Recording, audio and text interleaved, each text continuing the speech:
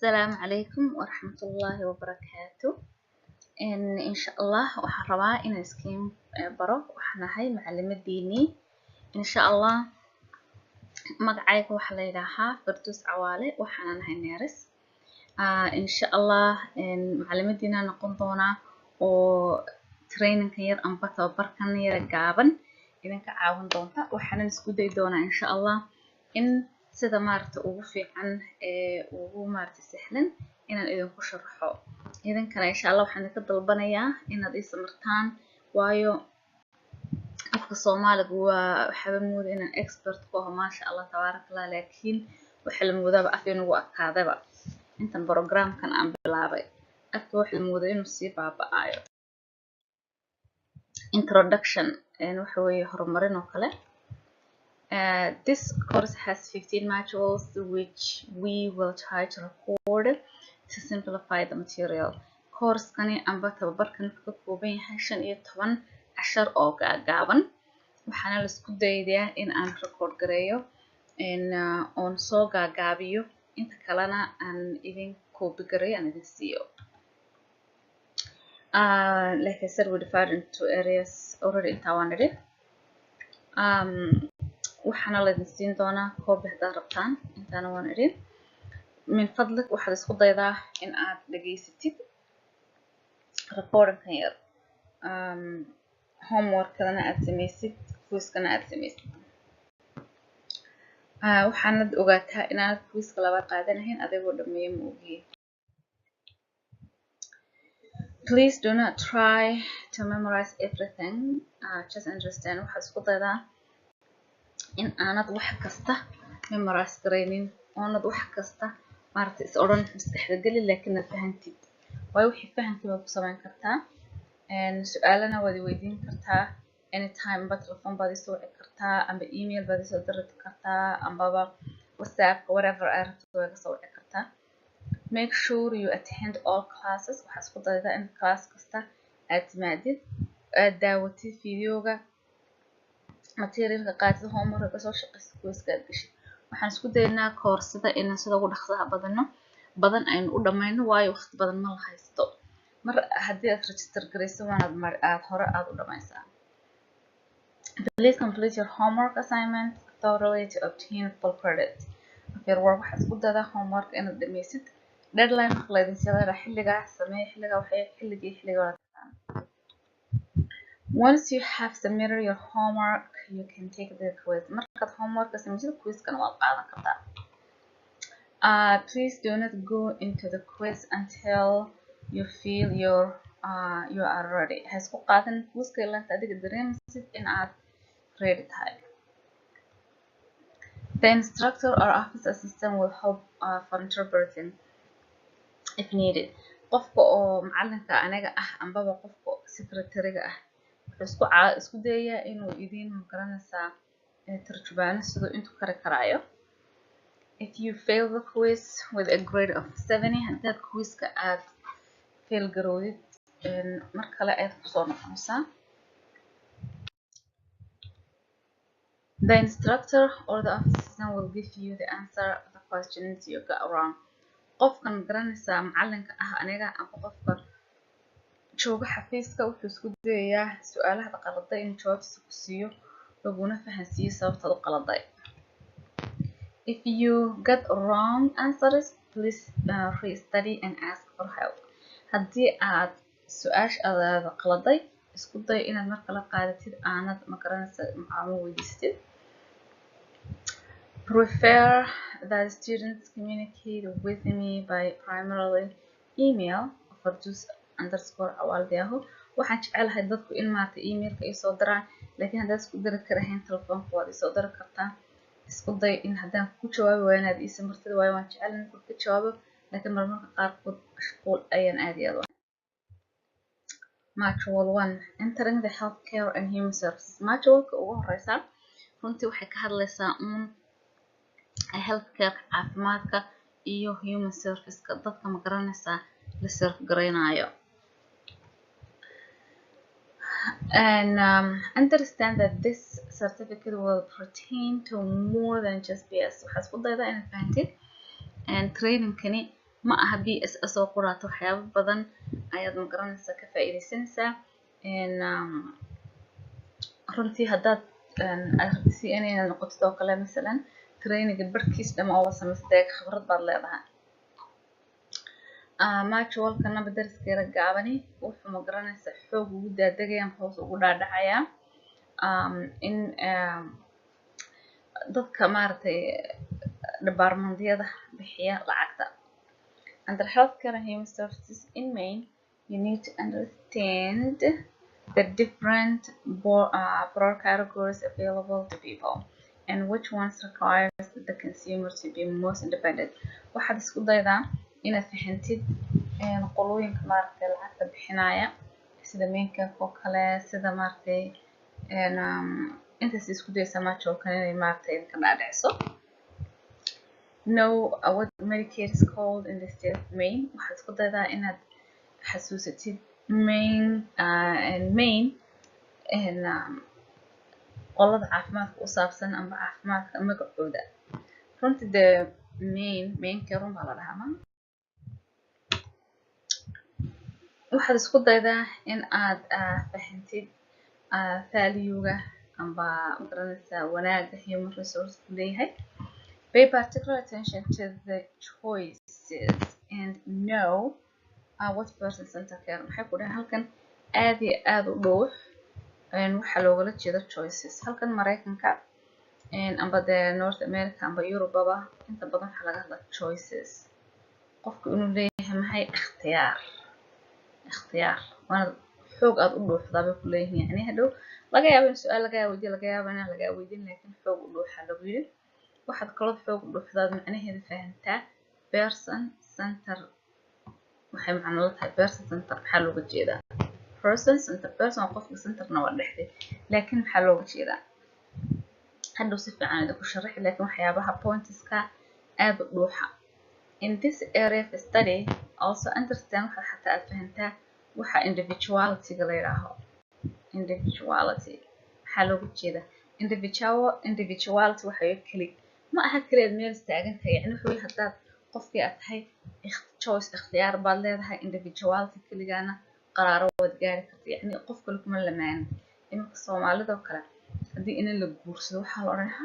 inanta reer hebel baa qabo bismillaahir rahmaanir rahiim maxaa reer hebel oo dhan inanta uu guuriyay qura qabo ma laakiin dadkan inagoo Soomaalida kale waxaa la collective community yani isku mid un baa banahay kulligan balan waa kala qaada laakiin individuality Mareykanka oo kale Yurub oo kale qofku waa keligii isaga qararka gaaraya isaga ku yahay and the career opportunity in the health and healthcare and human services field understand your role as a personal support specialist waxaad xoog fahantaa doorkaaga amba doorka waxaan uga jeedaa yani mas'uuliyadaada adiga title-kaaga waa BSS soo maaha okay doorkaaga amba responsibility-gaaga waa inaad fahantaa maxaad yani responsibility waxaa looga jeeda maxaad qabanaysaa masalan always pay attention to the bolded area waxaad markasta isku daydaa ku dhahay wixii la underline gareeyay amba saa ugu madow kale in aad si fiican fahantid aniguna waxaan idin leeyahay wixii qalinkan cas amba waxaan mariyo aan xarxariiqo waan xoog fahantaa waayo hadhow laga yaabaa in su'aal laga keeno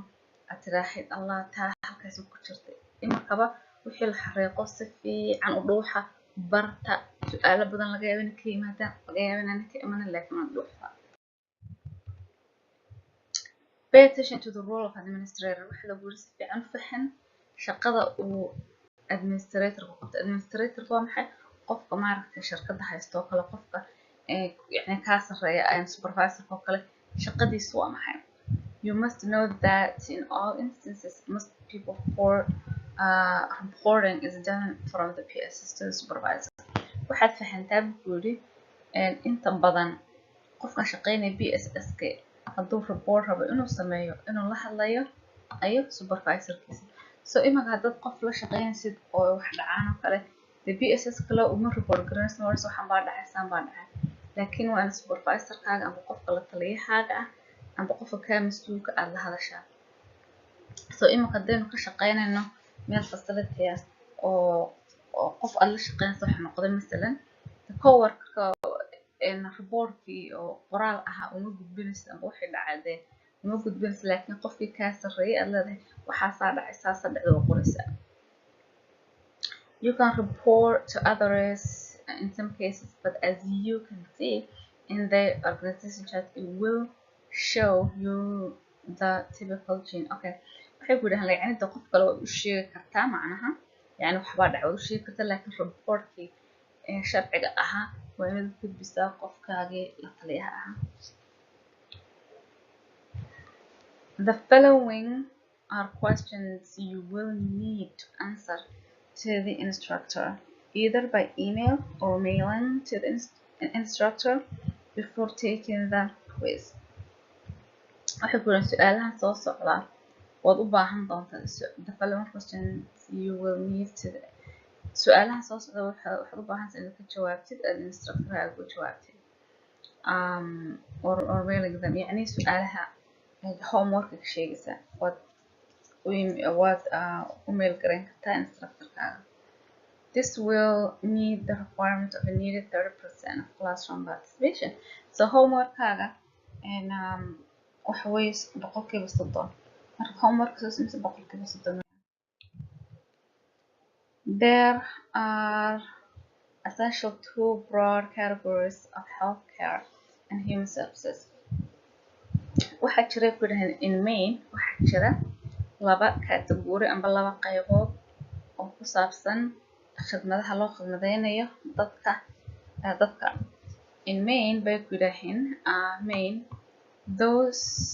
that provide long short term or acute. So waxay ku dhahan maartay caafimaadka there are essential two broad categories. waxaa jira laba qaybood oo aad iyo aad u balbalaaran oo ka mid ah human service. ka koobaad wuxuu sameeyaa uu dadka siiyaa caafimaadka maartay uu kala shaqeeyaa gaaban short term uu gaaban yahay weeyaan. Okay, and those provide long term iyo qolooyinka sameeya siiya dadka maartay caafimaadka loo baahan yahay dheer. waxay uga jeedaan marka mid gaaban iyo mid dheer waxay uga jeedaan. So short term macnaheedu waxa weeye yani waa lagula shaqeynayaa yani caafimaadkaaga waa lagala shaqeynaya, laakiin muddadu waa muddo gaaban. Tani waa muddo gaaban, tanna waa long term way dheer tahay. marka short term imika marka dhakhtarka tagtid oo kale dhakhtarka hospitaalka oo kale waa short term soo maha waayo waa tagtay waa lagu yar baarbaaray waxba lagu xidhay gurigaaga tagtay. laakiin long term la shaqeynta lagala shaqeynayo caafimaadka waqti dheer waxa weeye meeshan dadku waaweyn lagu xanaaneeyo kale ay noqonaysa. aan eegna haddana waxa ku macneeya. Okay, so acute care bay ka yidhaaheen oo ma garanaysaa kana amba short term care. Acute care hospitals provide short term care for individuals who need the highest level. Short term acute care amba short term maxay caafimaadka qaabkee ayay dadka siiyaan. waxay siinayaan muddo yaro gaaban waana yani highest level medicare yani xoog buu u sareeyaa weeyaan. For example, for a serious illness, accident or surgery. masalan ay ku yidhaaheen hadduu qofku uu xanuun illness yani xanuun aad u adag u haysto ambaba uu accident ku dhaco ambaba la qalaba wuxuu ku tagay hospital ku tagay ma tagay meesha dadka lagu xanaaneynay because ay waxa maba haystaan ba maba haystaan ba ayagu. Hospitals dhakhtaradu have teams of healthcare specialists who oversee the consumer's care and meet his or her acute needs. waxay hospitaaladu isku dayaan in ay dhakhtarro ay haystaan neersi ay haystaan aanay qofkii baahi karaan. So acute care iyo short term care waa isku mid. Acute care, short term care, hospital kulligood isla hal way. Nursing facility or NF. A nursing facility NF is a facility licensed under the state law to provide health-related care and services to individuals who do not require acute care. Okay, so NF facility, nursing facility waxa weeyaan meelaha caafimaadka lagu bixiyo laakiin aanu qofku u baahnaanayn muddo gaaban sida hospitalka oo kale. Marka NF nursing facility waxa weeye meesha dadka waaweyn lagu xanaaneeyo. Nursing facilities provide services to people who need skilled nursing. Nursing facility-ga khidmada qabtaan waa maxay shaqada qabtaan dadka waa maxay waxay ka shaqaaleysiiyaan nurse ka shaqaaleysiiyaan oo dadka xanuunsanaya ayay maaragtay wax la qabtaan or care under the direct supervision of a nurse. Ambaba waxa ka madaxa meesha qof nurse shaqada caafimaadka iyo maaragtay shaqeynta la shaqeynayaan waxa weeyaan 24 saacadood macnaheedu waxa weeyaan qofkan waa la shaqeynayaa waa la ma garanaysaa tabxaya 24 saacadood 24 saacadood baa la joogaa maaha sida hospital oo kale oo inta la yar tago markiiba laga imanayo ama xataa laba habeen soo xisaaben jid laakiin yani ma aha waqti dheer mid deganaan u joogisi laakiin NF nursing facility-ga waa meesha qofka lagu xanaaneynayo waa meesha xataa uu kuga dhiman karaba intuu joogo aanu ka soo bixin baba. Okay,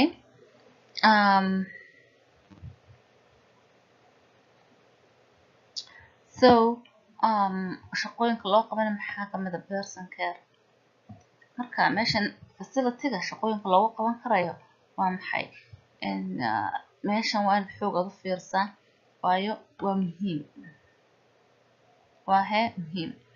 So bas maxaad qabanaysaa hadda meesha ka shaqeysid kale qofka maaragtay maxaa birbath haddana qofku kici karahayn sariirta isagoo jiifa ayaa loo nadiifinayaa. Treatment of skin irritation hataa skinka hadduu maaragtay jabo oo kale amba uu waxa weeyaan waa la amba ulcer ku dhaco marka la jabo yani maaha dee lafiin jabo yani jirkiiba maaragtay daldaloolsama ulcerka iyo waxaas oo dhan ayaa maaragtay ku dhici kara qofka markuu nursing facility joogo laakiin waa laga caawiyaa. waxaad ka caawinaysaa oo kale qofka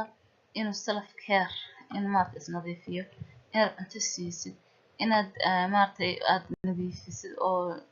jirkii cadagii guruun waxaas dhammaan tolerating activities in musqusha aad geysid. So nursing facility-ga qofka runta qof xanuunsanay aad u tabcaan oo waxyaabahaas dhan laga caawinayo cuntadii baad siinaysaa jirkii baad u maydhaysaa waxyaabo badan baad ka caawinaysaa tolerating wax kasta runta loo qabanayo dadka dawadii baa la siinaya.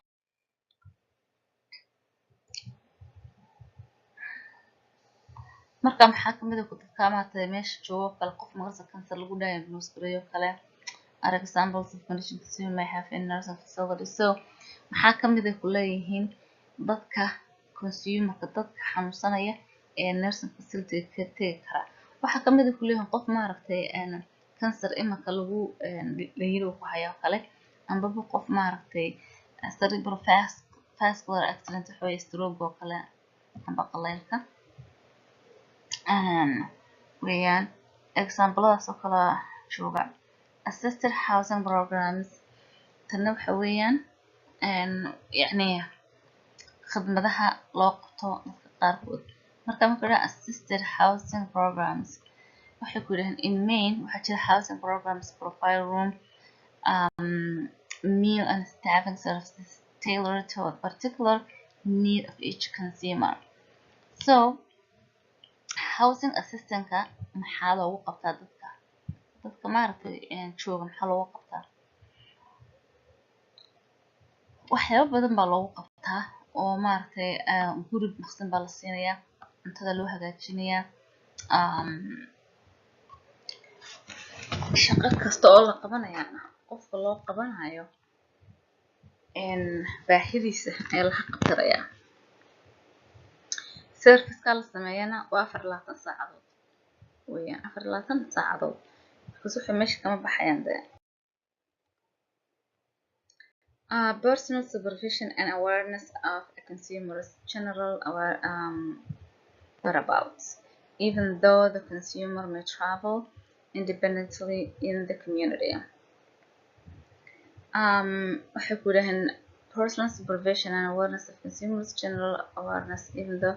the consumer may travel independently in the community, and observation and assessment of each consumer functions of behavior to enhance his or her safety or the health of the safety of others. Ruuxa ku leeyahay qofkan maaragtay ku jira assisted housing ka maxaa loo sameynayaa, waa la supervise gareynayaa, waxa gurigiisa maxaa loo hagaajinayaa, yacni haddii maaragtay wax ku dhaceen oo kale dhakhtarkii baa loo sheegayaa, yacni dee waa la caawinaya boqolkiiba boqol.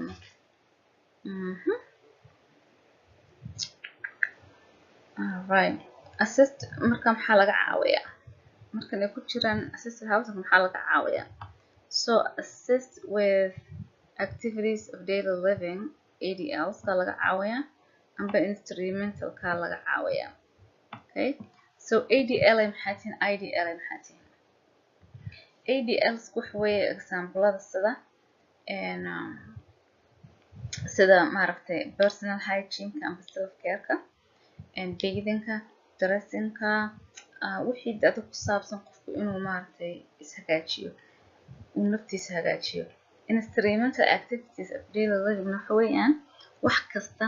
oo maaragtay nadaafada oo guriga la nadiifinayo. So ADLs waxa weeye qofkii ayaa la hagaajinaya, la nadiifinaya.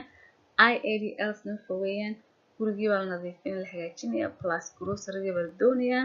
So gurigu ka mid maaha. So example waxa ka mid ah grocery shopping baa ka mid ah, money management baa ka mid ah, haddii la kunaatay laundry, housekeeping, routine housekeeping, like housekeeping, waxaasoo kale ayaa ka mid ah IADLs-ka. Alright. Halkan ADL-kana maxay dhaheen? ADL-ka maxaa ka mid ah sida marka hore u sheegnay maanta bodily function like locomotion waxay markaad meel ka dhaqaaqdo meel kale aad tagtid. So guriga haddaad iska joogto aad dhaqdhaqaaqdo, that's locomotion. Restigana waad garanaysaa, yacni dharka laga bedelo, eating cuntada, toileting musqusha, bathing marashada, personal hygiene iyo nadaafada qofka guud sida ilka adeegoo kale, saliidaas marini sidoo kale, cadarka isku shubeysa, deodorant-ka marsanaysa, waxaas la yidhaahaa personal hygiene. Instrumental activities of daily living include instrumental watan kasoo yar hadalnay, amba IADLs-ka maxaa ka mid ah? IDLs kuma koobna in cuntada un la diyaariyo, kuma koobna that means meal preparation maaha IDLs. Also waxay ka kooban tahay in qofkii aad xasuusisid dawada inuu qaato, telefoon qofku uu isticmaalo, handling financial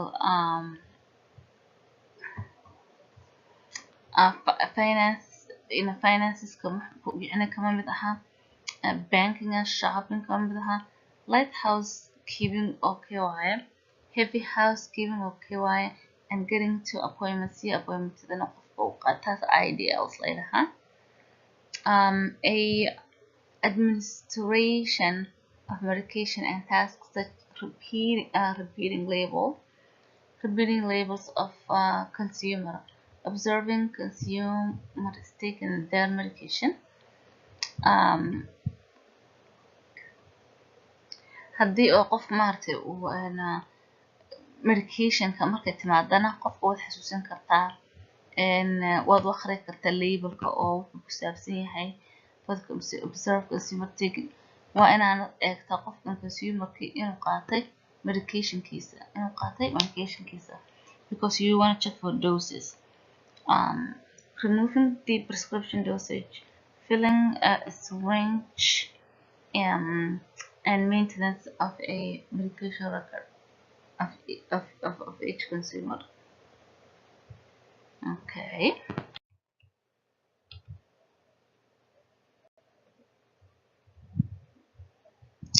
So diversion, motivation, or prescription or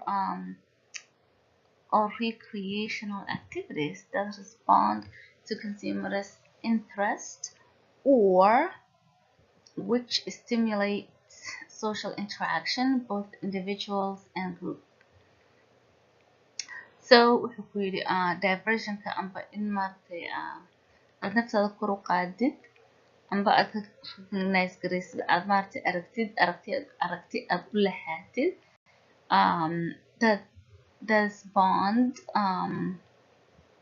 that respond to consumer interest. Okay. Dietary services wuxuu weeye cuntada khadmadaha marka cuntada la khadmadeynayo waxay ka mid tahay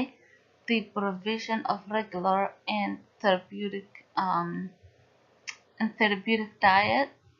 that meet each consumer's minimum daily. So qofka dietary-ga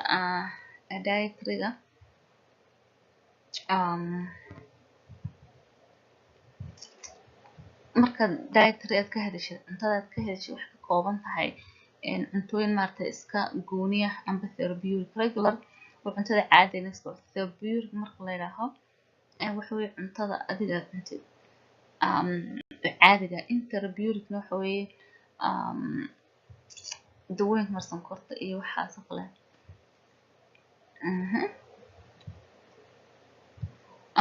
Food requirements. Okay, nursing services. Residential care facilities are houses or other places that provide consumers with assisted living services, IDLs. Marka wuxuu ku dhahay residential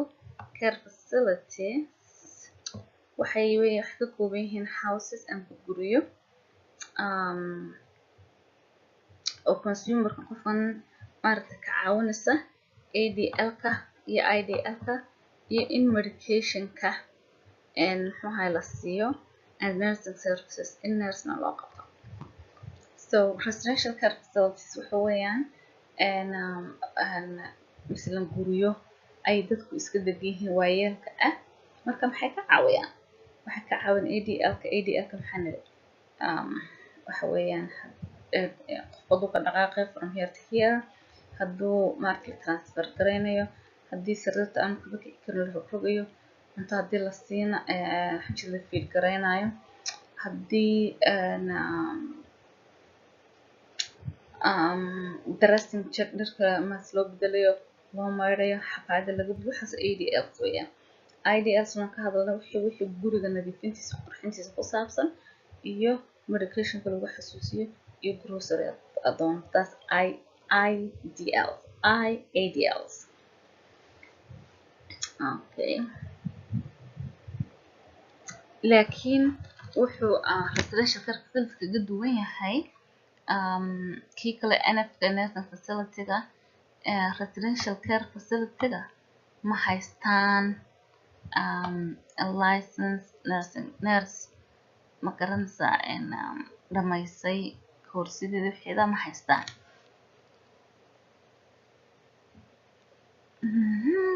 Next, residential facilities are usually classified to two levels. Residential facility wax ay sameysaa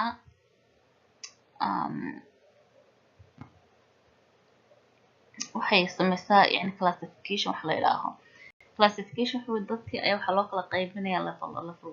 2, level 3 waxaas si haddii ay u baahan yihiin qaar maaragtay nurse oo kale laga kaxeeyo meeshan oo nurse facility la geeyo. This helps tan waxay caawinaysaa yani waxaan BScan sameynaa waxay caawinaysaa state-ka haddii ay rabaan inay meel isugu keenaan way caawinaysaa.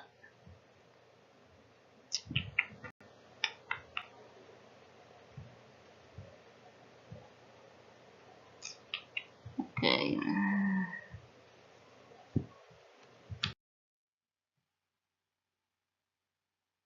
Bismillahir Rahmanir Rahim. Markaas waxaan ka hadlaynaa assisted living programs. Assisted living programs are residential housing. And assisted living programs, this su'aal laga weydiiyay mise lagu dhaho waa maxay assisted living programs? Waxa way houses of assisted living. Waxa weeyaan meelaha dadka waaweyn ay ku jiraan laakiin waa iska houses oo kale. Waa iska houses oo kale oo dadku maaragtay waxna way qabsadaan waxna lagu caawiyaan. Waa programs waxaana ka kooban yihiin private dwelling units. Marka residential housing. Residential housing waa saan u idhan marka dadka waaweyn waa meelaha ay maaragtay markii gaboobaan ay joogaan laakiin waxay ku fiican yihiin dadkani waa dad iska maaragtay xanuustaan laakiin waxna qabsan kara waxna aan qabsan karahay. Markaas nadiifinaya dawooyinkooda qaadanaya misalan qaarkood ma qaadan karaan laakiin waxa weeyaan inta badan way isku filan yihiin. waxyaabo ay isku filan yihiin haddii isku filan yihiin dadkooda gurigooda iska jooga laakiin waxna way ku filan yihiin waxna kuma filna.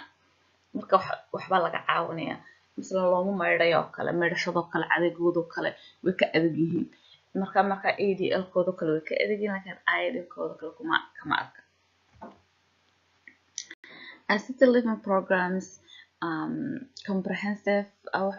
provide a comprehensive program of supportive services including meal delivery. Marka waxyaabaha dadka loogu qabtay meesha mataqaana meal delivery cuntada loo soo deliver gareeyaa guriga laga nadiifiyaa waxyaabaha iyada guriga joorka laga nadiifiyaa loo qabtaa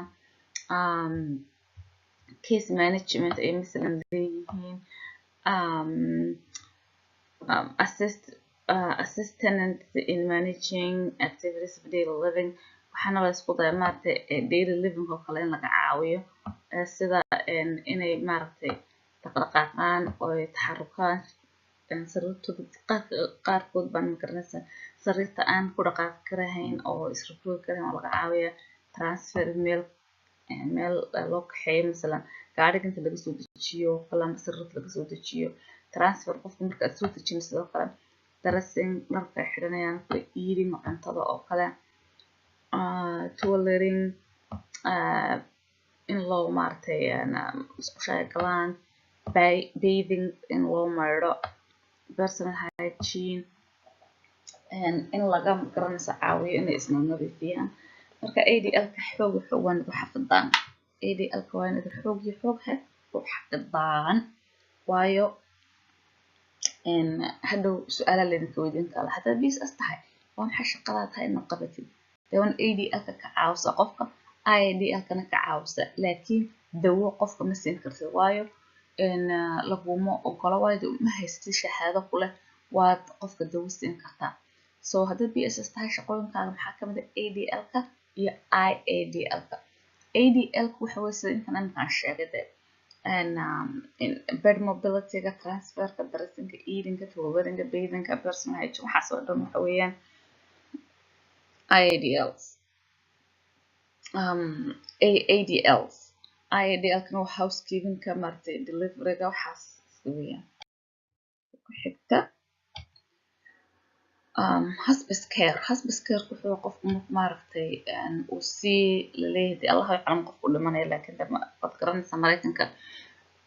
dadkan dee qaanuunka wax kasta u samaysteen marka hospice-ku waxa weeyaan qofka marka ay yiraahaan waxa ku hadha in yar aad noolaanaysid khaasatan 6 bilood ay ku qiimeeyaan dad waxaa jira 6 bilood la rabo dhimanaysa 6 sano Allahu yaclam laakiin runtii waxay saa u sameeyaan waxa weeyaan caafimaadka maarta in qofku uu dawooyinkoodkiisa laga bixiyo marka dawladdu waxay tiraa hadduu qofku maarta uu 6 bilood noolaanayo in dawooyin maarta khaas la siinaya in hab dhaqan kale oo si kale loola dhaqmayo qofka kale leeyahay caado looma loola dhaqmayo person support specialist waxa weeyaan title-kiina amba waxaad tihiin marka person support special services shaqooyin uu qabto qofkan person support-ka idinkoo kale title-kiina haysta maxaa qabataan shaqooyin qabataan waa maxay shaqooyinka waxaa ka mid ah horta qofku inuu baa qabanay person support somaha these services are often required by an adult with long-term care needs of achieved greater inta badan PSS-ka waxaa naarta loo qabtaa wuxuu yahay qof weyn dadka yarana of course loo qabtaa laakiin inta badan dadku waxay ku nool yihiin long term-ka meesha dadka wax xanaaneeyo sababta PSS loogu baahan yahay waxa qofka مثلا iskuma filna amba physical keeping iskuma filnayn amba waxa isku filnayn babada mental maskax ahaan maxaa ka mid ah hadaba shaqooyinka PSS to qabato slide-ka ku hore waan idin sheegay laakiin in qoydiis sharaxayaan waxaa ka mid ah bird mobility waa maxay bird mobility waxa weeye sida uu qofku how a person moves waxa weeye sida uu qofku u taxaruko uu u dhaqdhaqaaqo isagoo sarrata jiifa so bird waxa weeye sarrata mobility waxa weeye dhaqdhaqaaqay marka waxa jira dad aan sarrata ayagoo jiifa dhinacana aan soo rogayn dhinacana aan soo rogayn marka dadkaas oo kale marka maarta nurse timaado ay qiimeyso qofkan wuxuu u baahan yahay waxa jira dad qof u baahnaanay qof aan u baahnayn marka bird mobility waa taa marka qof hadaad la shaqeynaysid oo nus roogi karahayn waa inaad labadii saacadoodba marna dhinacan rugtaa marna dhinacan rugtaa dadka qaarkood maaragtay actually dadka oo dhan xanuunsanaya dhakhtarku waa inuu soo qoraa inta saacadood ee kulba rogaysid inta laakiin la isla yaqaanaa waxa weeyaan labadii saacadoodba mar labadii saacadood qofka waa dhinac hurda waayo qofka haddii uu isrogrogahayn aan isrogrogahayn isaga adigana aan isrogrogahayn waxa ku dhici kara waxa la yidhahaa pressure sores maxaa tahay meel kasta oo jirkaaga ka mid ah oo lafa especially dabada amba laf dhumuqda inta badan Soomaalida yiraahaan laf dhumuqda amba lafta barida amba lafta simaha oo kale markaad xoog saartid waxa dhaawac baa gaaray dhaawaca pressure sores baa la yidhahaa so qofka bird mobility maxaa lagu sameeyay aan maxaa soo dhicin transfer macnaheedu waxa weeyaan qofka marka sariirta qofka uu dhaqaaqi karo sariirta laga soo qaadayo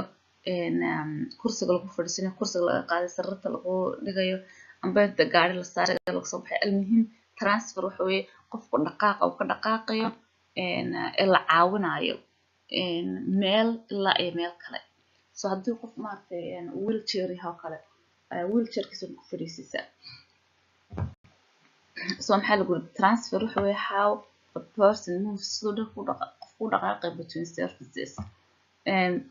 meel ilaa ay meel kale masalan bay ku yiraahdeen sariirta ilaa ay wheelchairka standing aba isagoo la istaajinayo excluding ayada laga dhaafayo oo ku jirin مثلا مسقشة يعني كوتشورو كلا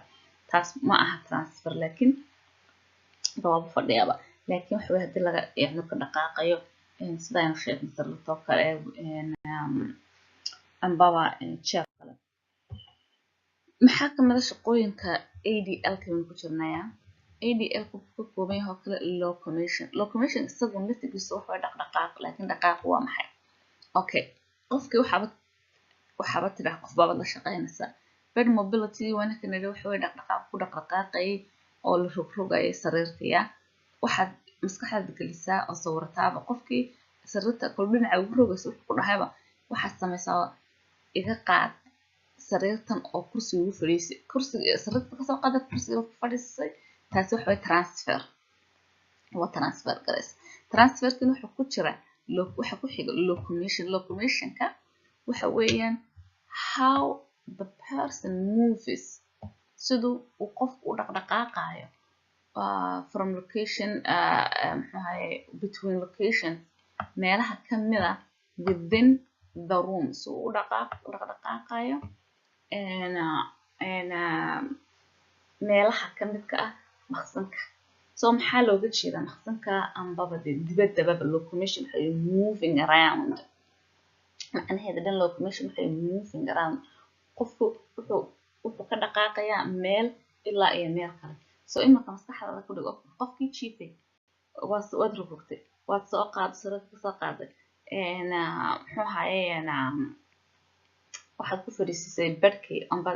jeerkii ku fadhiisisay jeerkii marka ku fadhiisto qofku in jeerka ku fadhiyo maayo sama fadhiyo maayo waad dhaqaaqisay masalan maqsinkiisa uu joogo kasoo dhaqaaqisay waxaad keentay meesha lagu cunay locomotion weeya tusaalaha locomotion kaasoo kale locomotion weeya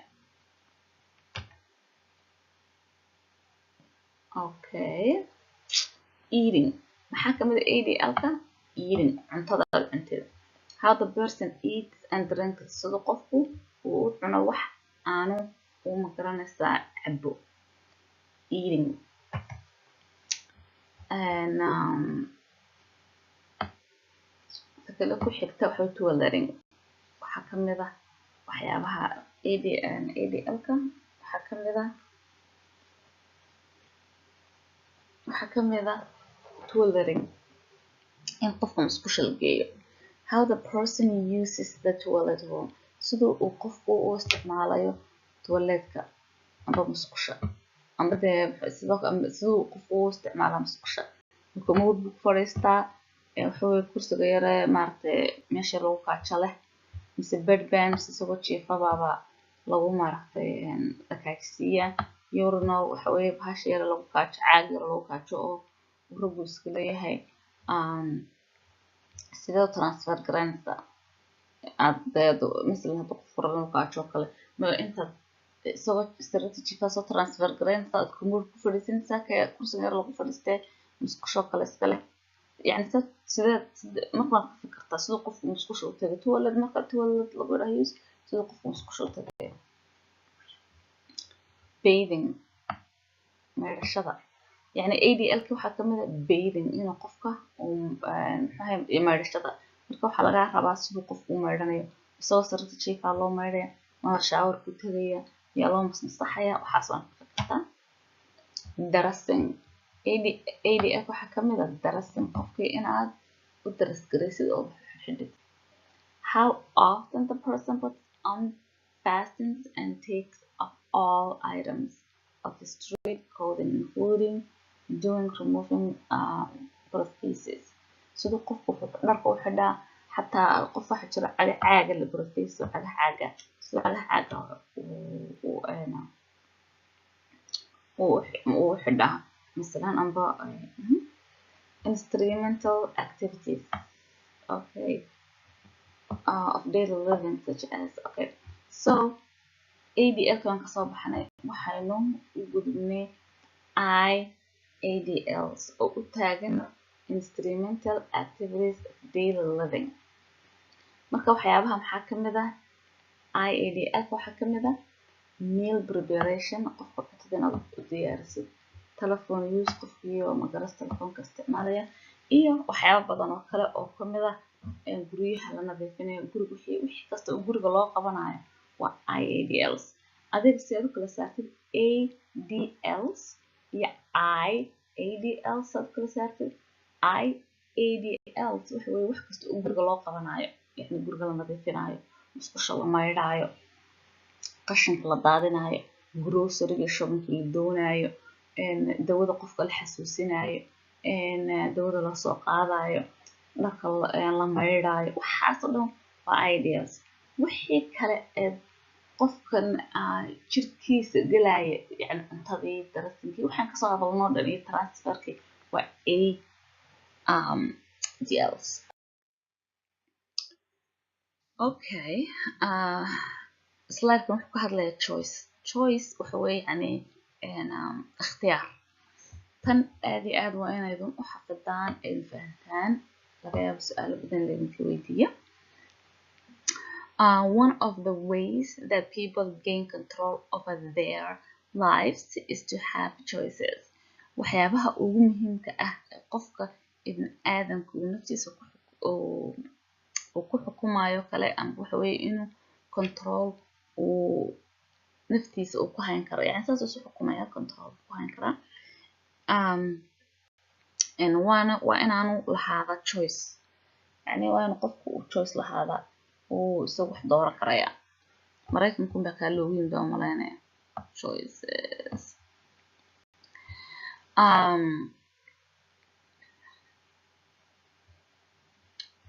so adiga slide-ka waxaad ka fahantaa bas in qofku uu choice uu lahaan karo choice so qof masalan hadduu imaka xanuunsanayo ya qof hadduu masalan xanuunsanayo uu ku dhahaan cuntada ma rabo okay weeyaan ma ku qasbaysid qof haddii uu masalan macaan uu leeyahay ama sokor uu leeyahay uu ku dhahaa anigu maanta waxaan u baahanahay inaan koob shaah oo sonkorto waxaan kula dhex fadhidaan cabo ma odhanaysid hayaa waxaad leedahay macaano laguma siinayo no waan loo ogolaata waayo ikhtiyaar buu leeyahay okay marka maxaa lagu yidhi halkan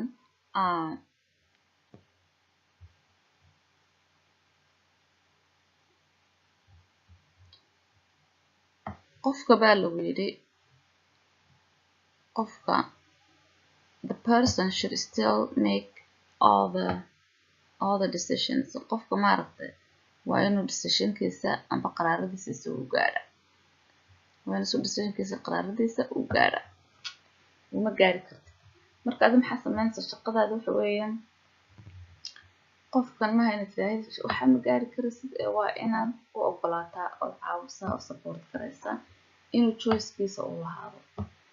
wixiisa uu qabso regardless of whether you agree with the decision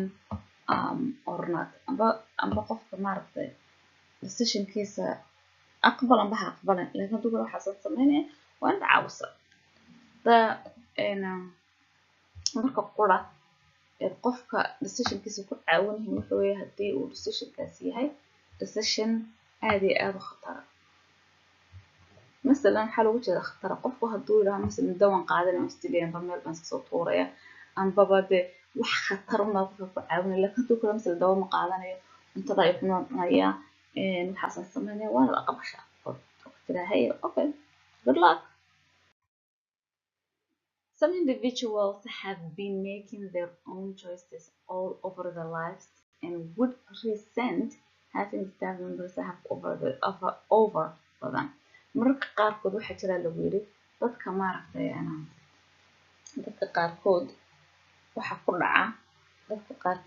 ku dhaca de qof maaragtay weyn oo maanta oo dhan weligiiba soo sameynaya qaraaradiisa gaadhaya waxaan sameynaya ayaa waxaa laga yaabaa in uu xanuusto uu galo maaragtay uu dhakhtar galo oo la yidhaaho waryaa adigu waxaan samayn kartid sidaan wax kuu samaynaa qofku runtii uu xanaaqa wuxuu odhanaya maxaad aniga isxukumaya anaga ismaamulaya dhaafa okay person centered care tan aad iyo aad ay muhiim tahay si fiican oo inaad fahantaa su-aalo badan baa laga yaabaa laga keeno waxaa lagu yidhi person centered care person horta waa qofkay moogtahay centers na waxa way dhexda laakiin looguma jeedo qofka iyo dhexda waxay kelimad muhiim weeye oo la isku daray waxa weeyaan waxaa looga jeedaa qofka xanuunsanaya hadduu maaragtay wax loo qabanayo waa inaad isagii aad ka mid dhigtaa qaraarada la gaadhay ee naftiisa ku saabsan masalan haddii qofkii uu qof weyn yahay oo gurigiisii jooga oo xanuunsanaya waa masal moogtahay uu ku yidhaaho adigoo masalan ilmihiisii tahay aad tiraahid rabtiinadkiisi meesha dadka waaweyn oo kale maaha inaad tiraahid meesha ku fiican tahay waan ku geynayaa kan no waa inaad tidhahay halkaastaan aan kula jecelahay maxaad ka qabtaa maxaad u malaynaysaa maxaan samaynaa yacni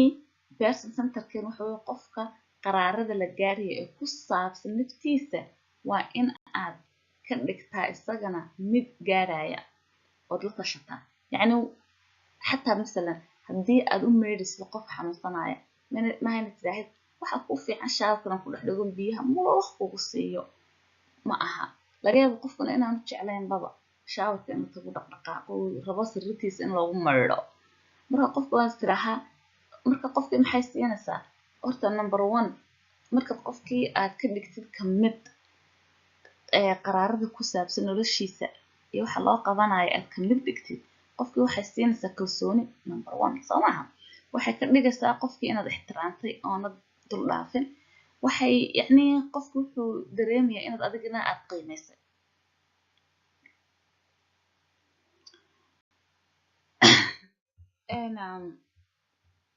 waa inaad ogaataa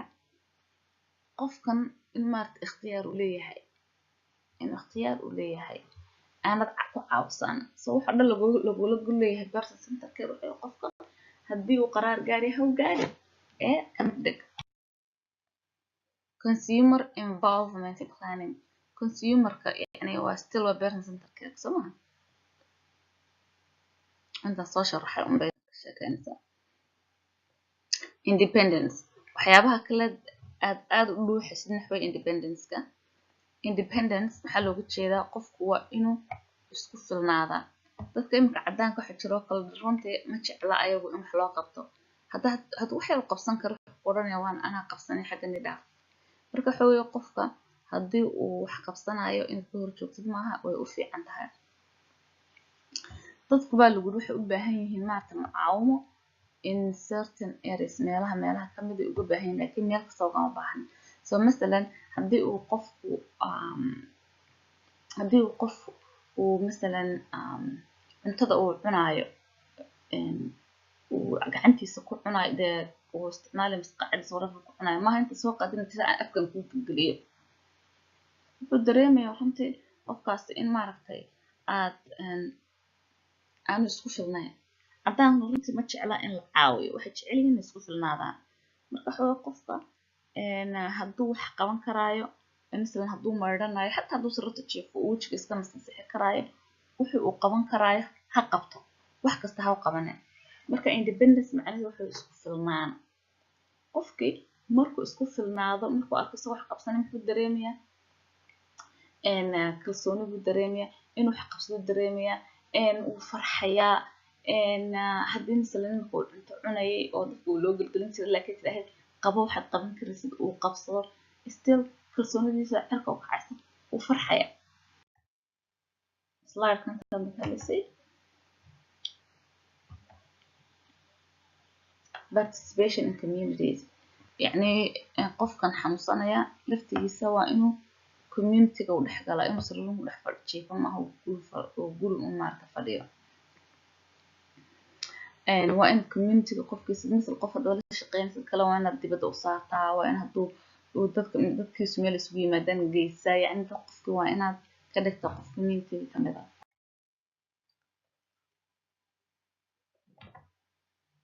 people who live in nursing homes, residential facilities, or even in their own home need to be participating members of their community. dadka waxaa lagu leeyahay misal dee meelaha ku nool nursing homeka oo dadka lagu xanaaneeyo ama restoration facility-gan oo laftigooda lagu xanaaneeyo laakiin dee iyagu kuwii qolooyinka restoration facility ku jiro waa dadka maaragta dee waxooga yar qabsan karaaya even kuwaasaa lagu leeyahay waa in community-ga la dhexgeliya maaha inay kaligooda iska fadhiyaan meel dadka qaarkood cadaanka waxay jecel yihiin xataa ayagoo ku jira restoration facility-ga waxay iska jecel yihiin inay sameeyaan volunteer inay meelaha tagaan oo community-ga soo caawiyaan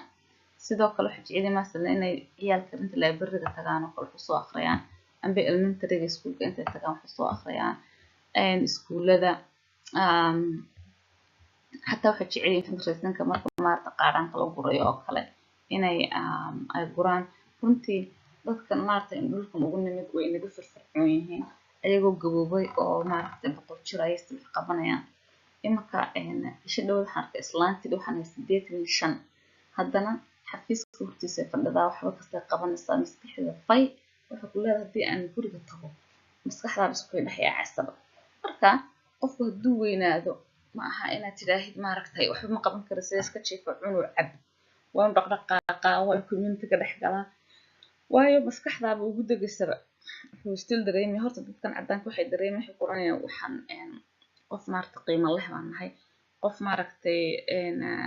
community-gooda ama dadkooda wax soo gelinahay dad wax soo saar leh baan nahay saas oo dhan moogtaa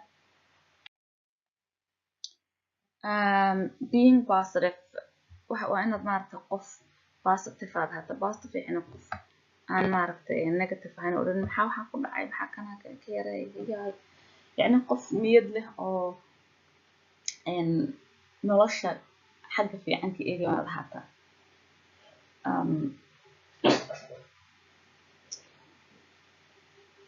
marka masalan waa in maxaa looga jeeda waxaas positive noqota your attitude habdhaqanka marka qofka la hadlaysa ula dhaqmaysid waxyaabo waaweyn ayay ka bedeshaa dadka maxaa looga jeedaa marka waxaa looga jeedaa masalan consumerka oo kale consumerka marka maaragtay aad la dhaqmaysid haddii markaan idhaaho wariyaa waxaa qabo cuntada cun iyo haddaan idhaaho hebelow cuntada cun yacni labadii jeer baba waxaan rabaa inaan idhaaho waan idhi laakiin marna de si kulul baanu idhi marna si yaroo fiican baanu idhi hadduu qof maaragtay iska asaasaqay waxaan madax xanuunka yani madaxa ku dhaca qofka wax iloobayo haddaan idhaha hebelow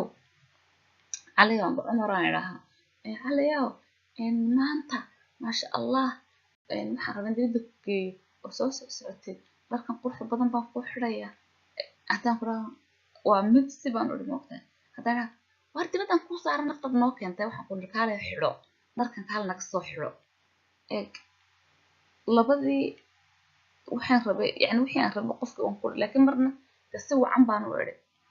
marna dee waxaan ku kulleeyay marka qofka in saa ku tiraahid ma aha halkan wuxuu ku yidhi if you are rushed haddii aad qofkii hore aad u dejisid discourage amba hoos aad u dhigtid or frustrated amba aad adiga kulushahay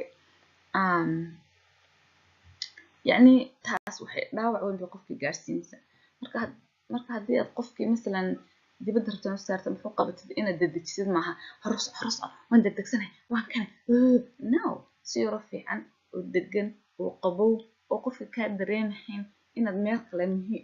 meel kale aad ku cararisid qofkii aad muhiim ka dhigtid qofkii aad soo jiidatid qofkii si yaro macan raxmad leh naxariis leh waan wuxuugu xidhaa wuxuugu qabataa waa inaad maaragtay maasha allah dhagdhag ka siisaa individuality-ga waxa weeyaan concept amba odhaansho muhiima weliba dadkaakan ugu nimid muhiima inaka runtii inoo muhiim aha individuality-ga waxaa la yidhahaa qofka kelinimada maxaa looga jeeda kelinimada waxa weeyaan qofkii yani waa keli kuma xidhna dad group iyo dad kale kuma xidhna maxaa uga jeeda waan sii sharaxaya yani qofku waa keligii ma hadda meel bicillo u taagan yahay yani qaraaradiisa u gaarayo waxyaabuhu samaynayo waa u keli so imaka waxa caadadoo kale soomaalidoo kale I think example-kan soomaalidoo kale haddii gabadh uu guursado waxaa la odhanaya reer hebel baa guursaday no reer hebel muu guursaday ninkaasaa guursaday ma dhahayaan ayagu sida ma oranayaan maraykanka ninkaas gabadhaas uu guursaday oo waxaan nidhi gabadhaasi gabadhii reer hebel qabay maan ahayn inantaasi inantii reer hebel maan ahayn inanta dee wax khariban ay samayso reer hebel dhan baa kharimay hadduu nin noocay oo ninkaasi miyaan ahay ninkii reer hebel wallahi waa ninkii reer hebel waa lagu yaqaanay qoladaasina saa yihiin subxaan allah no halkan waxa weeyaan qof kastaba waa waxa weeye qaraaradiisa ku samaynaysaa u gooniye marka waxa lagu halkan line-kan each person you work with is an individual qof kastoo u shaqeysa waxa weeye qof keliya unique la garan yani unique ah dadka kale aan la mid ahayn so أنا مثلا كلا هذا حسمي ما أنا لا الله بسم الله الرحمن الرحيم كيمياء ها واتير ولا وطنا yeah no of course بروح يقولون ويا so كصعب صار بحدا هل كان هذا نحن لو سوي علم باش نسبورت كي formally residential care waxaan kasoo hadalna weeyaan يعني maxay BSS to qabanaysaa you help BSS يعني waa adiga qofkan classkan qaadanayo BSS maxaad qofka ku caawinaysaa xamuusanaysa nada bathing meedhashada transfer inaad meel aad kasoo dhaqaajid misalan sariirta ilaa iyo يعني sariirta ilaa chairka maxaa kursiga ilaa taas weeye ambulationka oo locomotionka iyo kale يعني inuu qofku ku dhaqdhaqaaqo guriga dhexdiisa dibadda loo socdo taas waxa weeye locomotionkii amba ambulationka socodka dressing dharka inaad xidhiid ku keen cuntada waa idka cuntada mafan shopping in wax loo soo shopping gareeyo cleaning guriga laga nadiifiyo misalan or other activity daily living on extremes amba waxyaabo kale oo kamid ADL-kii hore aan usoo kasoo hadalnay wuxuu dhan iminka lama soo wada qaadin laakiin wixii hore aan kasoo hadalnoo kale qofkan BSS-ka ah si aad maaragtay shaqadaada u wadatid waa in aad complete garaysaan bal dhamaystirtaa trainingka loogu talagalay qofkan maaragtay BSS-ka ah DHS-kana bixisa dowladda ayaana maaragtay ka mas'uula waxyaabaha aad qabanaysid CRMA runtii CRMA-du waxa weeyaan qolooyinkan dawooyinka bixiya haddaad BSS tahay dawo ma bixin kartid marka CRMA waxay u taagan tahay Certified Residential Medical Aid marka waxa la weydiin karaa mise su'aal ah BSS haddaad tahay dawo ma siin kartaa maya laakiin Certified Nurse Assistant maxay samayn kartaa maxay hee dawooyinka way bixin kartaa Certified Nurse Assistant waxay u taagan tahay waxaan jeedaa CNA waxay u taagan tahay Certified Nursing Assistant Certified Nursing Assistant iyo PSS-tu runtii almost waa isku mid laakiin waxay kala duwan yihiin inta badan PSS-ta guryaha ka shaqeeyaan dadka CNA-du waxay u badan tahay meesha dadka waaweyn lagu xanaaneeyo laakiin at the end of the day waxay qabanayaan shaqada qofka BSS-ta uu qabanayo hasbitaaladana way ka shaqeeyaan inuu qofka BSS-ta hasbitaal ma ka shaqeyn karo laakiin guriyuhu kaba shaqeyn kara CNA-da hasbitaalkana way ka shaqeyn kartaa guryaha way ka shaqeyn kartaa dadka waaweyn meesha lagu xanaaneeyo ka shaqeyn kartaa yacni PSS iyo CNA waa isku mid laakiin PSS-tu CNA waxay kaga duwan tahay meelo badan bay CNA ka shaqeyn kartaa where PSS-tu meelo yar macayna ka shaqeyn karto okay Certified Nursing Assistant Medications okay Certified Nursing Assistant waan soo baranay medication waa doonka soo ma aha qofka imika title-ka haysto kale isaga oo qabanaya waxyaabihii guriga ayuu dawona siin karaa qofkii xanuunsanaya laakiin CNA qura haddaad tahay dawo ma siin kartid PSS qura haddaad tahay dawo ma siin kartid CRMA haddaad tahay aan kasoo hadalno dawo waa siin kartaa CNAM haddaad tahay dawo waa siin kartaa marka su'aalo kale ku weydiin karaa qofka dawada siin kara qofka xanuunsanaya waa ayo haye haddaan marka jawaabta waana noqotaa CNAM iyo CRMA laakiin haddaan ku dhaha CNA kaliya ma siin kartid dawo never okay Dietary Department tani aad u muhiim tahay Dietary Department waxa weeye meelaha department ku saabsan in cuntada sameeyo iminka meel dadka lagu xanaaneeyo waxa jirta kitchada oo kale waa xaway qayb dhan waxaana mislan ka marsuula noqon kara xataa qof dietitian oo dhakhtar oo kale ka mas'uul noqon kara qofka dietitian wuxuu responsibility-giisu yahay inuu qof kasta oo meesha ku jiro uu ogaado cuntada cuni karo iyo cuntada aan cuni karayn so aan akhrino waxay lagu yiri the dietary departmentka amba qaybta cuntada ku saabsan wuxuu ka mas'uul yahay inuu balaan gareeyo uu ka baaraan dago oonu oon isku soo dubarido cuntada uu serve gareynayo dadkan meesha jooga according to the state licensing sida ay dawladdu ay uga rabto in ay u prepare ay isugu soo hagaajiyaan and using a menu cycle such as 4-week cycle waxay ka mas'uul yihiin oo kale masalan xataa in ay qofka dadkan xanuunsanaya ay jadwal u soo dhigaan oo qofku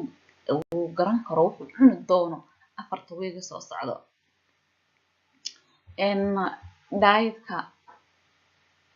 cuntadan maartay uu qofku cunayo cunahayn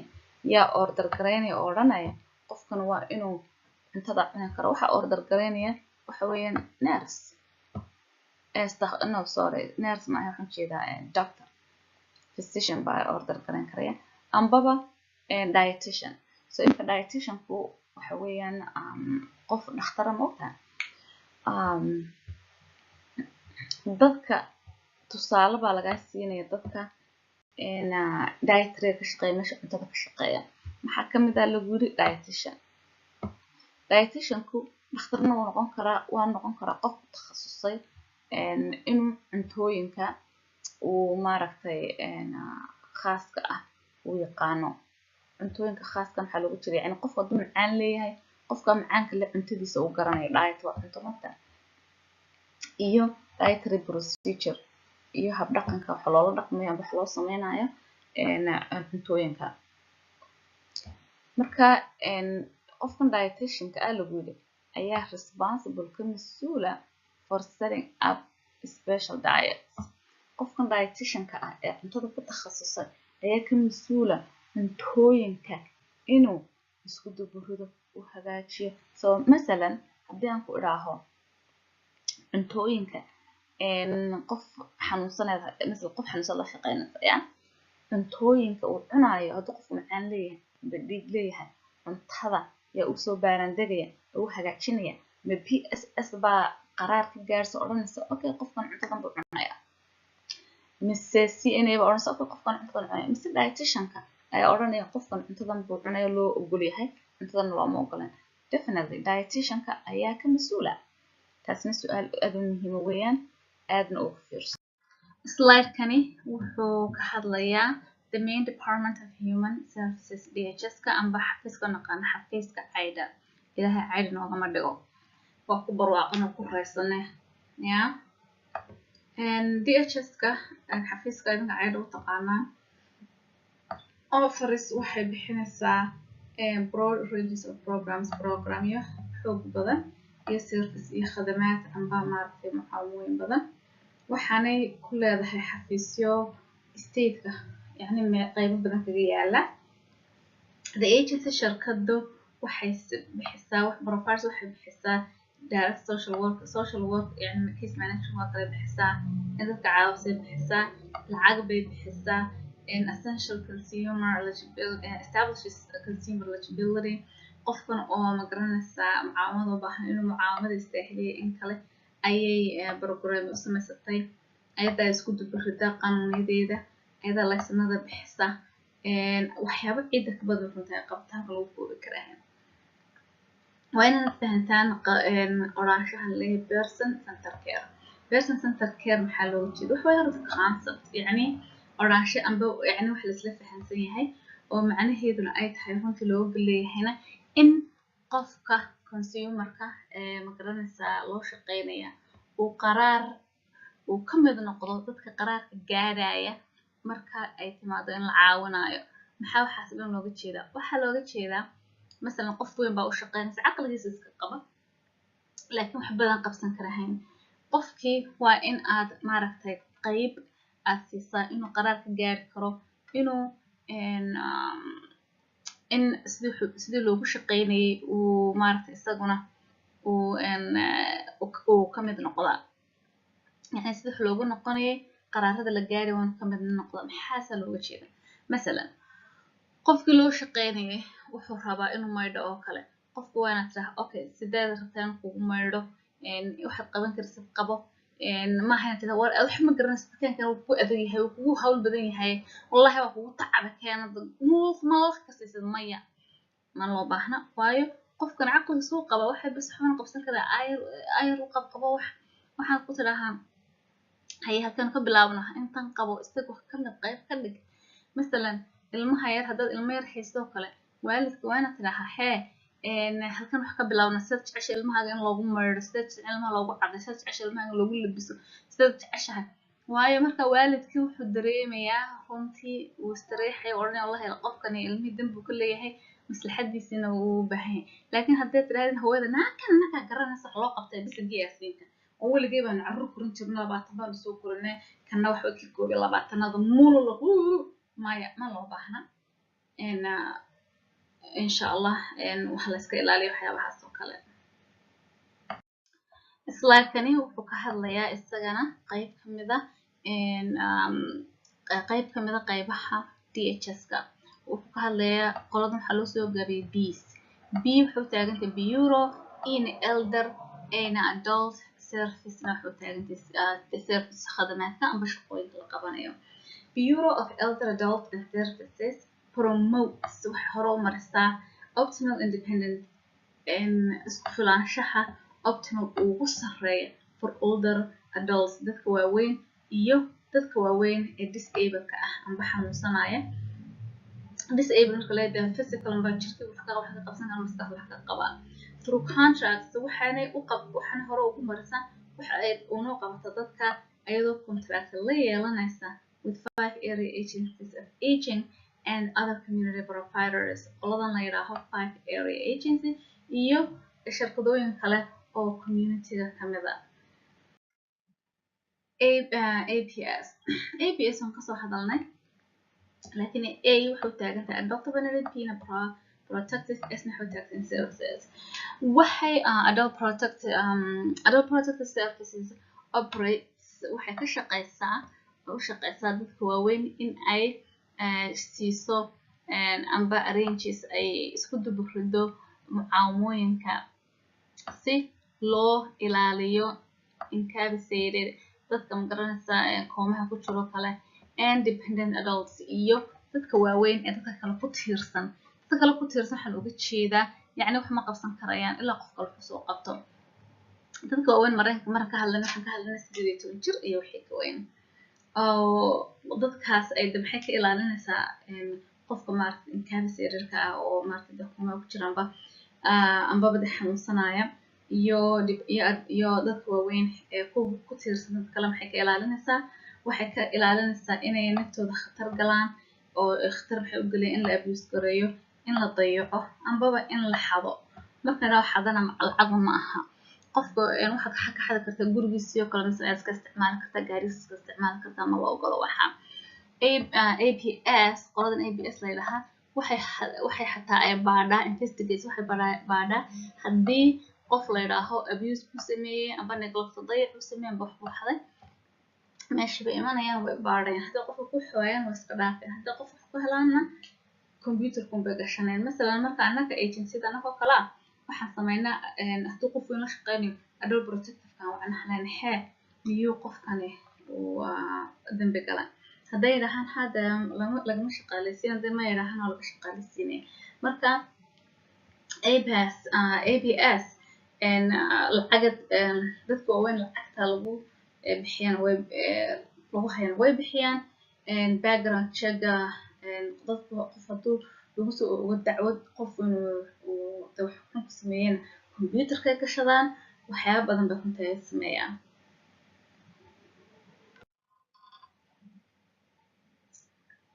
Bureau of Elder and Adult Services main care behavioral health behavioral and development services qoladan ayna leenahay Bureau of Elder-ka iyo main care iyo qoladan kale behavioral and developmental services saddexda qolo iyo qolooyin kale ka badan bay APS-ka xataa pay waxay bixiyaan qofka u shaqeynaysid lacagta lagu bixiyo service la siinayo amba khidmadaadka la siinayo so haddii lagu yiraahdo mesela yaa lacagta bixiya qofka lahaynayo waxaad oran kartaa Bureau of Elder Adults iyo main care iyo behavioral and health development kulligood way bixiyaan maxaa lacagta bixiyaan lagu haynayo qofka dadka waaweyn baan ka hadlanayaa the golden rule waxa weeye qanuunka dahabiga ah. maxaa looga jeeda qanuunka dahabiga ah? waxaa looga jeeda runtii carabtuna way leeyihiin kulli aadana soomaalida leeyihiin kala laakiin qanuunka dahabiga waxaa looga jeeda do to others as you would like them to do to you. ku samee dadka sida adiga naftaada jeceshay in lagu sameeyo. maxaa looga jeedaa? yacni haddaan jecelahay in maaragtay haddii aan xanuustaba ilkaha si aan gooni lagu dhaqo, jirka si gooni lagu dhaqo, dharka si gooni lagu xidho, cuntada saan jecelahay lagu sii, adigaaga shaqaynayaana qofkan xanuunsanaya shaqaynaya naftaada ka soo qaad oo waxaad u qaban lahayd naftaada u qabo. ajiib marka if we as healthcare providers baan nidhi haddii innaka dadkan oo caafimaadka ka shaqeeya MPSS ama CNA ama nurse ama dhakhtar xaafid haddii aynu isticmaalayno the golden rule qanuunka dahabiga runtii abuse mu dhaceen, neglect may dhaceen, misappropriation may dhaceen oo magacaas la xaday dadka. in other words, you should always treat your consumers the same you would like to be treated if you were in the same situation. haddii adiga qofkan shaqaalaha ahoo aad qofkan aad u shaqaynaysid waa inaad naftaada ka soo qaadaa, waa inaad saad jeceshay lagula macaamilo aad ula macaamisha.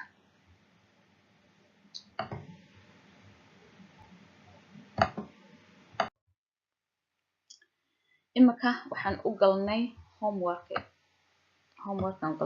homework muxuu leeyahay? homework muxuu ka koobnaan doonaa su'aalo badan. qaabkan usoo dhigana waa idinka arkaa, su-aashan idin weydiinayaa, marka waxaan ku xigsiinayaa jawaabaha. mar waxaan ku odhanayaa su-aashan baad haysataa, jawaabahan baad haysataa, keebaa ugu dhow? marka kii ugu dhow waa inaad xariiqda, kii ugu dhow waa inaad xariiqda. maxaan uga jeedaa inaad xariiqda? xaashiba ma haysatin, maxaad xariiqa? astaghfirullah, tan baa lagu barantargaraynaya waa lagu hordhigaya, markaas circle baad gelinaysaa. su-aasha maxaa lagu yiri? what is acute care? waa maxay acute care? haddii aad dhegaysatay recordingkan markii la bilaabay acute care waynu kasoo hadalnay. marka waxaa lagu yiri acute care waa maxay? acute care ma hospitalka that provide short term care for individuals who need. acute care maxaa tahay? miyaa tahay hasbitaalada oo qofka maaragtay daweynaya muddo yaro gaaban? b mise waxaa tahay senior housing, dadka meesha waaweyn lagu xanaaneeyo laakiin qofku iska maaragtay weli wax qabsan karaayo. senior housing markay ku jiraan waxay sameeyeen dasbal weli qofku wuxuu sameynayaa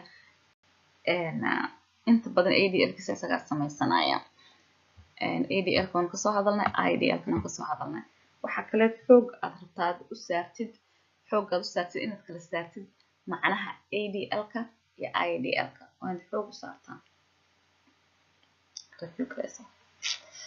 okay, Mrs. C acute care waxaa tahay nursing homes where the consumer is assisted with every most of the ADLs and IDLs. mise waxaa tahay acute care maxaa tahay meesha dadka lagu xanaaneeyo oo loo qabanayo wax kasta qofkii. D mise waxaa tahay group home where workers are there mostly for support, skill building and support. mise waxaa tahay group homeska oo maaragtay group homeska wuxuu weeyaan guri baa la kareynaya, mise dowladda kareynaysa ama company kareynaya, 4-5 qof baa guriga ku jiro, guri caadi ah ma aha meel facility mise guryahan ku jirno kale ayaa la kareynaya. dad badan baa la joogay, xataa dadkaas maskaxda xanuunsanayo xataa lala seexdo. Soomaali badan ayaa ka shaqeysa habeenkii, waxa qoray 2 cisho soo shaqeysanayo 40 hours baan soo shaqeysan, 40 hours soo shaqeysan 2 cisho ma joogna meesha dhanba. saas weeyaan. marka waxaa lagaa rabaa inaad doortid acute care wuxuu yahay. acute care maxaa tahay? ma hospital baa tahay, ma senior baa tahay, ma nursing home baa tahay, ma group home baa tahay, saasaa lagaa rabaa. marka su-aasha labaad waxaa lagu yiri jawaabta waxaa laga rabaa tiraahdo waa sax ama tiraahdo qalad. Hospitals have teams of healthcare specialists who oversee the consumer's care and meet his or her acute needs. waxaa lagu yiri hasbitaaladu waxay ka kooban yihiin teams yani groupyo ayay ka mid yihiin oo ku shaqeeya healthcare ka shaqeeya oo takhasusa sida oo maartay dhakhtarka oo kale iyo nurse oo kale saxba mise waa qalad. waxa hasbitaalada waxa laga helaa oo jooga dad maartay professional ah oo healthcare ka shaqeeya oo group marka taas saxba ma qalad tiraahdo sax weeyaan waxaad circle gareynaysaa truga circle gareynaysaa haddaad leedahay waa qalad waxaad sheegtay waa qalad weeyaan false-ka oo ah khalad ayaad circle gareynaysaa marka adiga mid qura laga rabaa aniga labada waan circle gareeyay moogtaa laakiin adiga mid un baa laga rabaa dooro mid saxba hadalkanade mise waa qalad. hay su-aasha saddexaad some hospitals and hasbitaalada qaarkood also provide healthcare at a slightly lower level but this level of care is still higher than that provided in a nursing home. waxa lagu yiri hasbitaalada qaarkood waxay provide yani provide waxay bixiyaan healthcare ambaba yani caafimaad ka yar hooseeya maxaa levelka amba maxaa nursing kiisar ka yar hooseeya laakiin haddana ka sareeya meelaha lagu xanaaneeyo caafimaadka ka helayaan dadku. marka imika runtii su-aasha haddii aan siiro maarta aan soo fududeeyo waxa lagu leeyahay hasbitaalada yani hasbitaalada dhan isku mid ma aha qaar baa dad xanuunsanaya oo xoog xanuunsanaya u qabanaya shaqo qaar bana waxay qabanayaan maarta shaqo iska yar hooseysa laakiin ka sareysa meesha dadka lagu xanaaneeyo. so masalan iminka main medical center oo ku yaala Portland waxaa jira halo oo yani masalan oo qabto oo kale oo ka sareeya TMC oo kale mise Mary oo kale taas marka haddana laakiin labada hospital soo jawaabta sax ama soo qalad هذا جواب الرابع. waxaa lagu yiri waan ka soo hadalnay runtii su'aalahan oo dhan waxaan jira long term waan ka soo hadalnay LTC lagu yiraahdo waxa long term care ay u taagan tahay marka waxa lagu yiri waxaa laga rabaa example ama tusaale long term maxay marka hore long term waxa weeyaan meesha dadka waaweyn lagu xanaaneeyo fahamtay taa way macnaheeda marka waxa laga rabaa inaad A B C D E aad ka dooratid meesha dadka lagu xanaaneeyo dadka waaweyn hay A hasbitaalka meesha dadka waaweyn lagu xanaaneeyo miya mise tirtiid baa lagu soo qabanay gurigaaga manasa senior housing dadka senior waxa dad waaweyn housing guryaha dadka waaweyn ay joogaan waan ka soo hadalnay dadka laga caawiyo ADL-ka waan ka soo hadalnay IDL waan ka soo hadalnay laga caawiyo halkaas long term ma tahay okay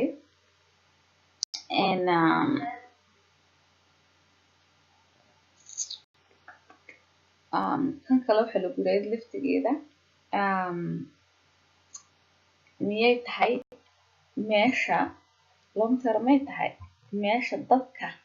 lagu hayo 24 saacadood 24 saacadood maalintii yani maalintii dhamma joogan bil jooga meeshaas joogaan aanay ku helaanana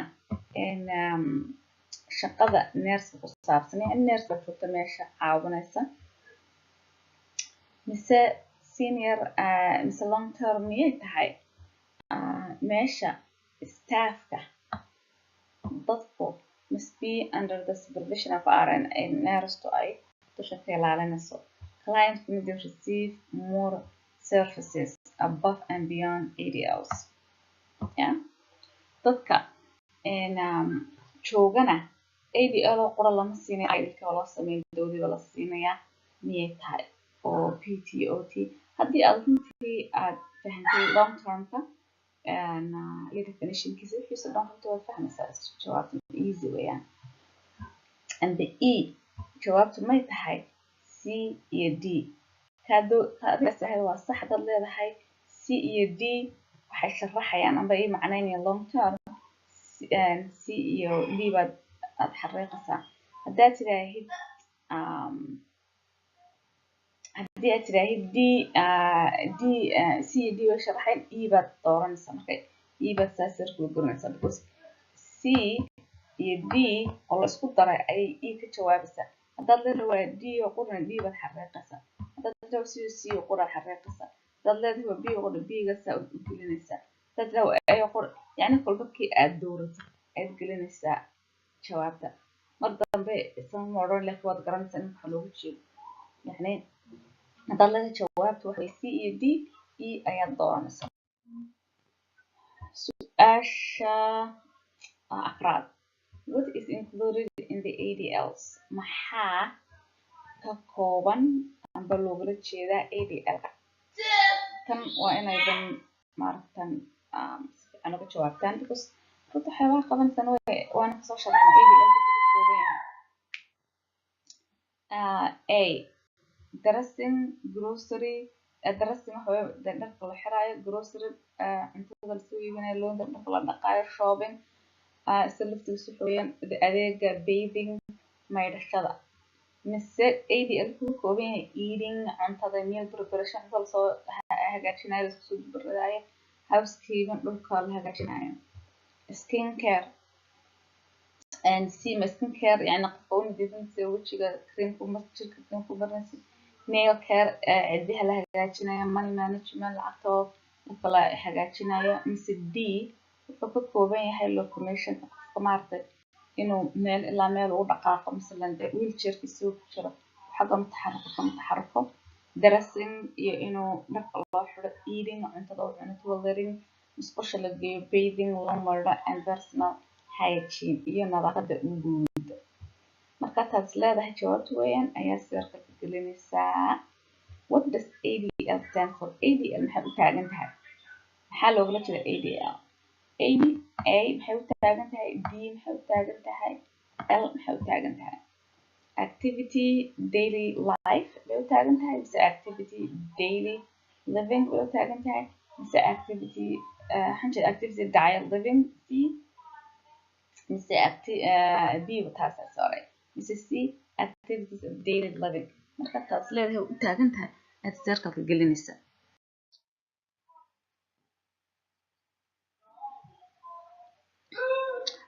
marka insha Allah waan yar waxaadana soo noqday marka waxaan jecelahay inaynu ka shaqeynay su'aasha lixaad marka B okay B yani long term waxa lagu yiri B waxa weeyaan long term ka houses guryo or other places that provide consumable assisted living services mise waxa weeye long term ko meesha lagu xanaanayo waxa weeyaan guryo dadka lagaga caawinayo ADL-ka IDL-ka dawooyinka la siinayo nurse ay joogto mise C the client performs his own care mise waxa weeyaan meel qofkan xanuunsanayo la ilaalinayo uu hawshiisa qabsanayo and D does not need the assistance of any other person of an other person mise long term waxa weeyaan qofkani maba u baahnaba mucaawamaba jawaabtu waxa weeyaan miyaa C iyo D adeeg tii kula saxsanaya dooranaysaa bismillah breaker baan qaata waan soo noqday what is residential care facility or define self care waa maxay eeg marka lagu yidhaahdo residential waxaa looga jeeda guryo care facility waxa yani meelaha dadka lagu ilaaliyo lagu dhaqaaleeyo care waa dhaqaale facility-gina waa meel weeyaan residential runtii waa guryo su-aashii tantii hore ka horreysa waxay ahayd define long term waa maxay long term-ka waa inankii maarta kasoo hadalnay markeenu dariska baranaynay facility-gana laakiin halkan marka lagu leeyahay residential waxaa looga jeeda misalan guryo kale guryo jawaabahan markaa midka dooraa lagu yidhi oo ku sharaxaysa amba ku macnaynaysa residential care facility waxay tahay iyo self care kana sheeg qof maarta deen isku filan oo kala sheeg. A. It is a licensed place where clients stay 24 hours, receive skilled nursing. The staff must understand the supervision of an RN. The staff must be under the supervision of an RN. waxa lagu yiri waxa weeyaan meel dadku ay joogayaan 24 saac yani maalin kasta ay joogayaan habeenay joogayaan oo laga jeeda nurse-na ay ka madax tahay ADL ka dadka loogu qabanayo dhakhtar ay imaadaan soo siyaartaan PT yani physical therapy iyo occupational therapy iyo qofka hadalka baraya joogaan. mise waxa weeyaan B waxa weeyaan residential care waxay tahay guryo amba meelo dadka maartay customerka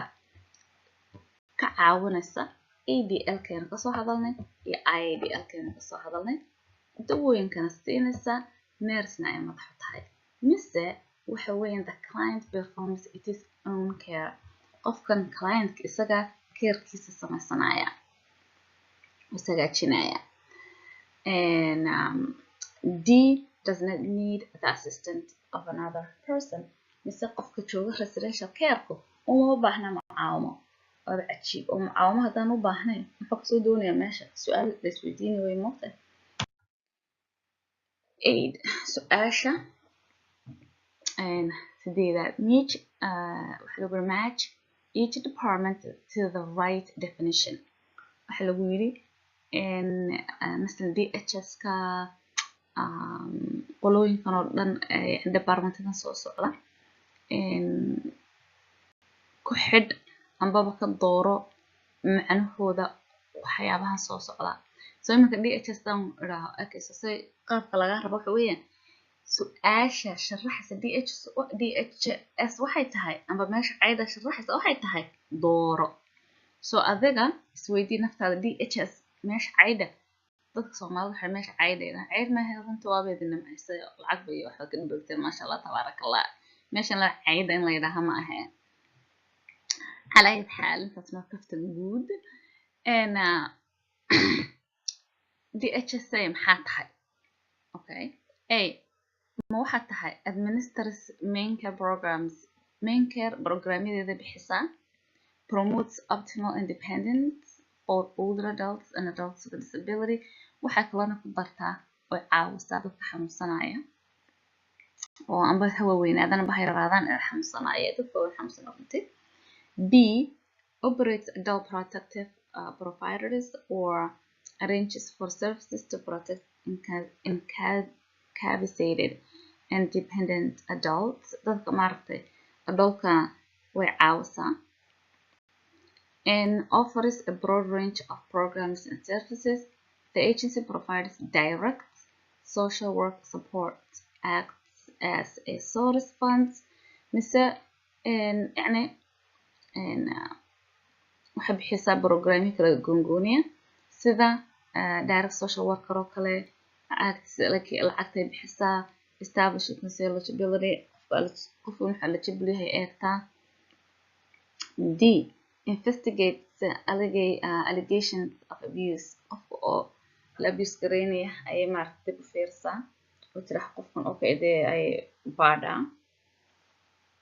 Okay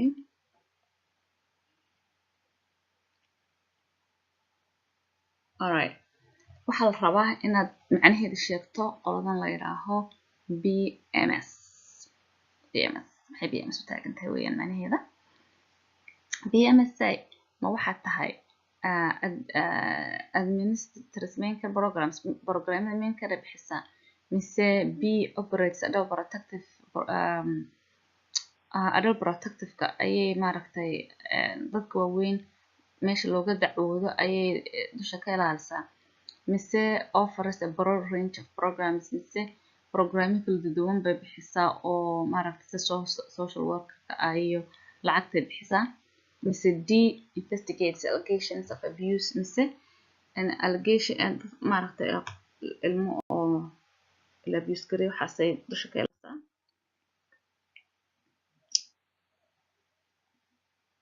okay وإمكن waxa laga rabaa APS waxay u taagan tahay shaqadeedu waxay tahay APS waxay u taagan tahay waxay ka shaqeysaa main care programmadiisa ay ka masuul tahay mise B protective operational protective mise waxay dadka waaweyn meesha looga dacwooday hadii mas qof weyn xanuunsanay uu dhibaataysan yahay kala loo dacwoodo la qofkaas uu dhibaataysan yahay mise C offers programs mise programming la duwan bay bixisaa oo sida maaragtay social work waxaas mise D ABSA investigates the allegations of abuse mise ABS waxay daba raacdaa haddii qof la yiraahdo maaragtay qof weyn waa la abuse gareeyay amba waa la dayacay amba lacag baa laga xaday qof wanaha adult wana hada 8 jir amba ka weyn marka department kamiya ABS mise ma aha yani adeegku kula haboon su'aasha 11 waxa la yiri who pays for the client services in home care. Give an example of different funding sources. waxa la yiri home care-ka qoladii ayaa bixisa home care-ka qoladii ayaa bixisa lacagtiisa مثلا marka dadkan aan u shaqeeyno kale lacagtiisa ayaa bixiya A ma SSI social security ka bixiya B ma main care ka bixiya C Bureau of Elderly Adult Services bixiya department dadka waaweyn u qaabsan baa yani bixiya D behavioral and developmental services qoladan oo maaragtay dadka xanuunsanaya u khaasa ayaa bixisa mise B iyo C iyo D ayaa bixiya yani qolada yani main care-ka Bureau of Elderly Behavior saddexda qolada bixiya miya programyada dadka lagu caawiyo lacagtooda Mr. B the golden rule says waxay golden rule ku leedahay do to family u samee family-gaaga as you would like them to do to others sida ay ugu jecel dadka kale soo isticmaalaan Mr. C the golden rule waxay leedahay yani golden rule wuxuu macnaheedu tahay qaanuunka dahabiga ah and do to others dadka ku samee as you would like them to do to you dadka kale ku samee sida dadka kale aad jeceshiin kula mucaamalaan okay and su'aasha 13 if we as healthcare providers use the golden rule and apply it there would not have been any abuse neglect or even misappropriation waxa lagu dadkan waxay ku leeyihiin annaka dadka shaqaalaha ah haddii aanu ula dhaqmayno dadka aanu shaqaynayno waxay golden rule ina leedahay mabaabi jireen baba qofka in si fiican loola macaamilo la dhibo amba la dayaco amba lacag wax laga xado su'aasha ma tahay saa jawaabteedu hadaad leedahay waa true yani run weeyaan tan horaad aad dooranaysaa hadaad oo de circle gelinaysaa haddii aad leedahay waa qalad wax sax ma ahana kan baad circle gelinaysaa ma fahantay marka su'aasha waxay ku leedahay dadka yani su'aal ma waa statement yani waa xooy sentence marka wuxuu leeyahay haddii dadku ay ula dhaqmayaan dadka u shaqaynayaan sida ay jecel yihiin loola dhaqmo dadka lama dhibeen lama abuse gareeyeen lama dayiceen waxna lagama xadeen wax kasta ma sha Allah su'aasha 14 what is person centered care person centered care runtii waan ka hadalnay example na bixi waa lagu yiri marka macnaha person centered care ayaa laga rabaa inuu waxay tahay person centered care and is the concept that the client is not part of the decision person centered care ma waxay tahay qofkan u shaqeynaysa shaqaba kuma laha qaraarna kama gaari karo wixii uu jecel yahay in loo qabto mise person centered care waxa weeyaan family-ga ayaa qaraar gaadhaya wuxuu qofku u jecel yahay mise person centered care waxa weeyaan neerista u shaqeynaysa amba BSS taba ayaa qofka qaraar u gaadhaysa mise person center care waxay tahay clientku qofkan aad u shaqaynaysaa wuxuu ka mid yahay qaraarka la gaadhayo markuu uu caafimaadkiisa ka talinayo ambaba nadaafadiisa ka talinayo amba wixii isaga u roon ka talinayo markaa tii weeyaan jawaabto person center care macnaheedu waa maxay laga rabaa su-aasha ku xigta some of the hours of the PSS training can be applied towards the CNA CNA-da saacadaha PSS-ka ku bartay ku qaadatay waxa lagugu dari karaa PSS-da sax miya mise waa qalad su-aasha ku xigta what is CRMA macnaheedu waa maxay ma CRMA tar waan ka soo hadalnay CRMA waa maxay CRMA waxa weeyaan Experienced Certified Nursing Assistant ma CNA ba oo dawad ka siin karta mise B waxa certified professional who mostly perform medials but are not trained to administer medication mise waxa weeyaan qof professional oo shaqeynaya laakiin dawo aan bixin karin